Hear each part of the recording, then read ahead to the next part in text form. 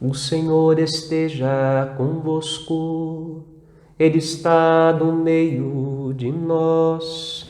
Proclamação do Evangelho de Jesus Cristo, segundo Mateus. Glória a vós, Senhor. Naquele tempo, dirigindo-se para a sua terra, Jesus ensinava na sinagoga de modo que ficavam admirados. E diziam: de onde lhe vem essa sabedoria e esses milagres? Não é ele o filho do carpinteiro? Sua mãe não se chama Maria? E seus irmãos não são Tiago, José, Simão e Judas? E suas irmãs, elas não moram conosco? Então, de onde lhe vem tudo isso? E ficaram escandalizados por causa de Jesus. Jesus, porém, disse: um profeta só não é estimado em sua própria pátria e em sua família. E Jesus não fez ali muitos milagres, porque eles não tinham fé.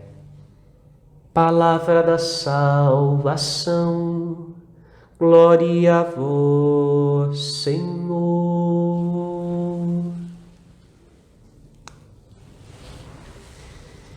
Que as palavras do Santo Evangelho perdoem nossos pecados, assim seja. Meu irmão querido, minha irmã, hoje nós celebramos Santo Inácio de Loyola. Celebramos o fundador da Companhia de Jesus, os jesuítas. E quando nós contemplamos a vida de Santo Inácio e percebemos na sua vocação um chamado à vida missionária, à missão, em tudo amar e servir, está ali presente aquela que é a missão que Jesus conferiu aos seus discípulos, aqueles que ele quis chamar de apóstolos e que ele enviaria em seu nome, para que pudessem levar seu ensinamento, seu evangelho aos confins do mundo. Mas o evangelho de Cristo não são apenas palavras.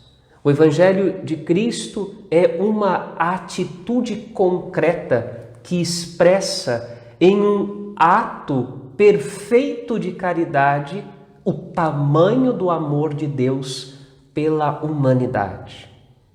Este ato perfeito de caridade, nós o contemplamos de maneira retumbante na cruz, quando Jesus se entrega por nós.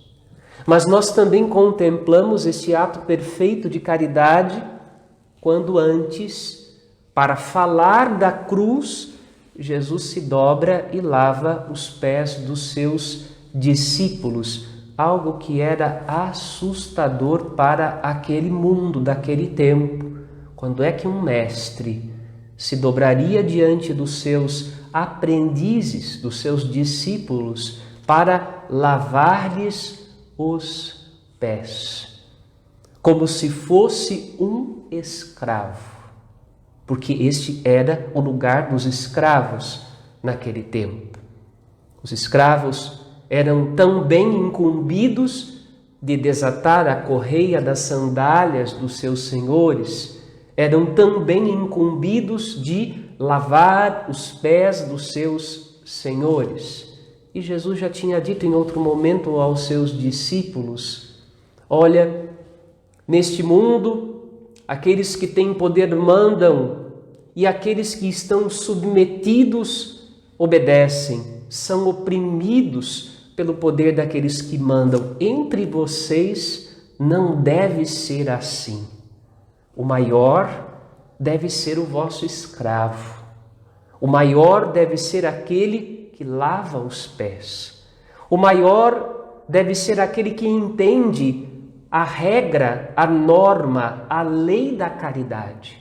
O maior é aquele que se rebaixa, aquele que se abaixa para ser levantado por Deus, levantado pela graça de Deus. Inácio de Loyola tem uma trajetória de vida, uma trajetória de conversão muito bonita. Ele era uma espécie de soldado daquele tempo, do seu tempo, e ele, nesta trajetória de conversão, neste caminho de conversão, ele vai fazendo anotações da sua experiência de Deus. E estas anotações depois acabarão por se tornar os chamados exercícios espirituais inacianos, que falam do caminho de conversão daqueles que desejam fazer esse tempo de retiro. De fato, na vida de Inácio de Loyola, este caminho, esse tempo de deserto foi o tempo da sua própria conversão. A experiência espiritual, o combate espiritual, para que ele pudesse de fato se sentir de Cristo, experimentar que ele foi conquistado por Cristo e que Cristo o inseriu no meio daqueles que seriam os seus combatentes da fé, combatentes pela fé.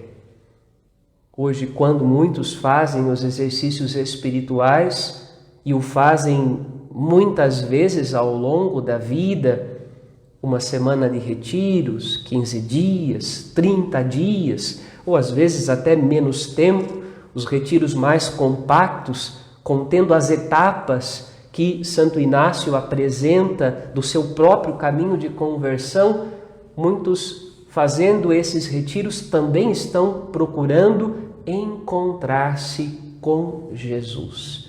Encontrar-se com Cristo a partir da leitura da vida de Cristo. Encontrar-se com Jesus contemplando as obras do amor de Deus que Ele quis manifestar à humanidade.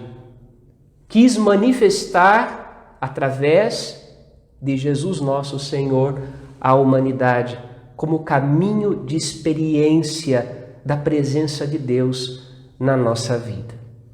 Não nos enganemos, porém, pensando que caminhar com Cristo é um caminho fácil.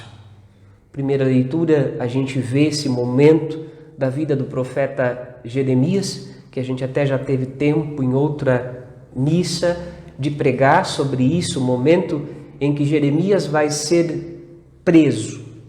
E ele vai ser preso porque Deus tinha mandado ele dizer algo que as pessoas do seu tempo não queriam ouvir.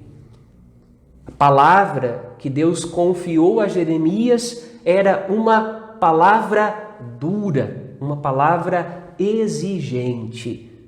E o povo de Jerusalém não queria escutar Jeremias. E Jesus também faz esta experiência de ser rejeitado.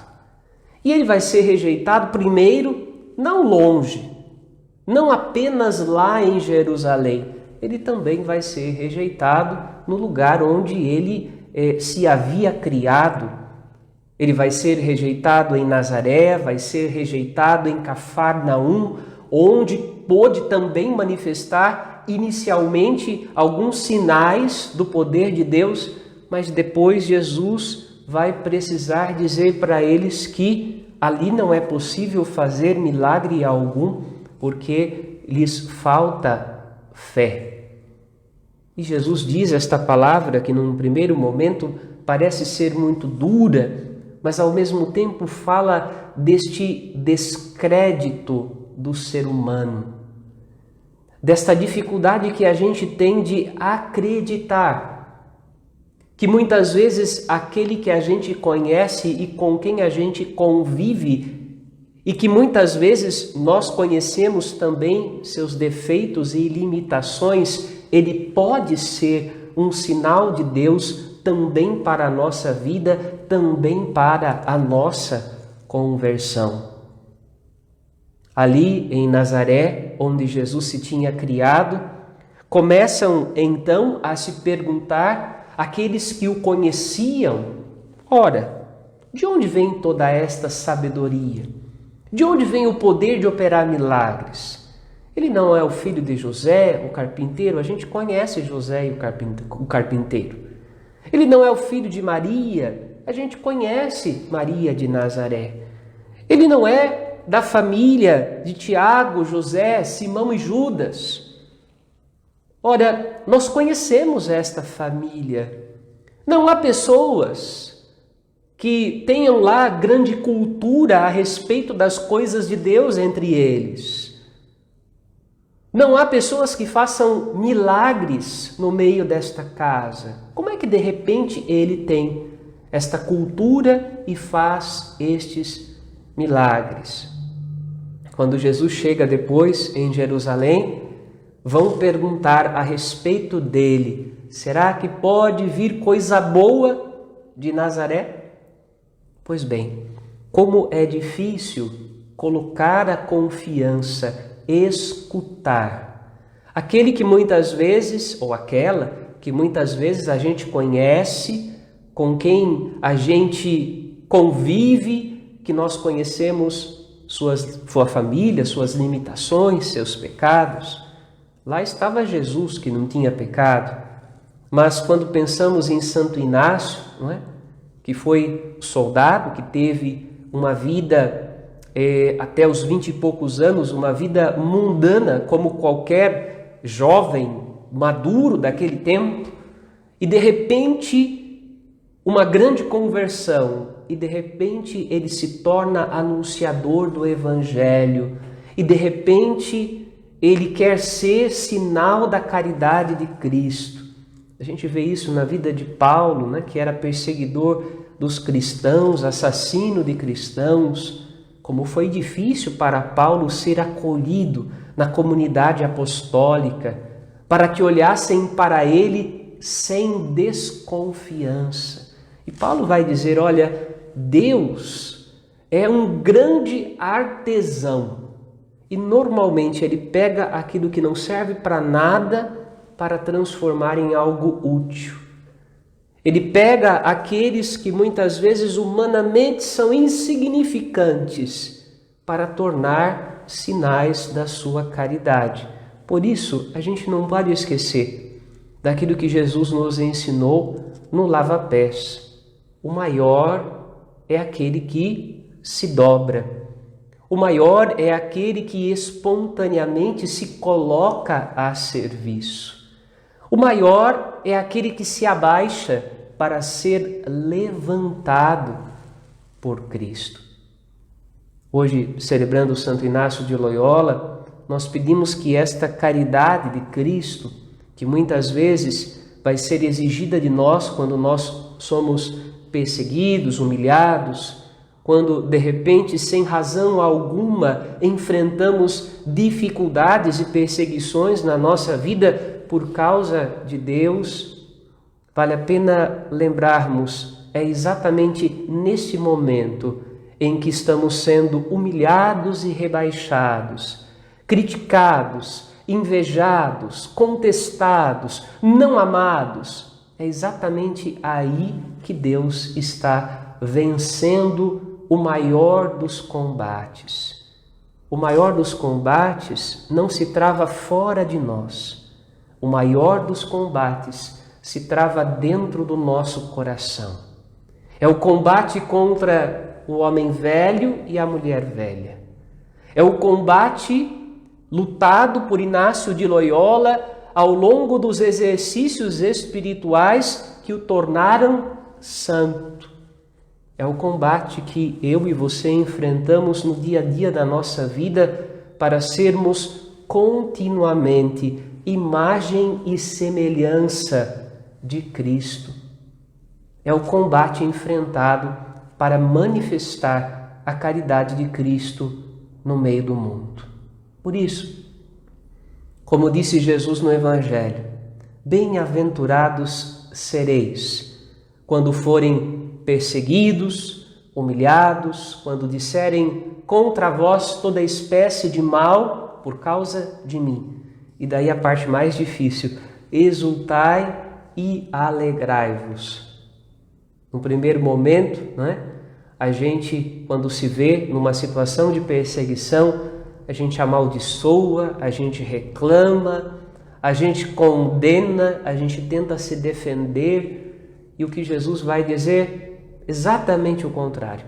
Exultai e alegrai-vos. Será grande a vossa recompensa nos céus. Aquele que enxerga o que está escondido vos dará a sua recompensa. Amém.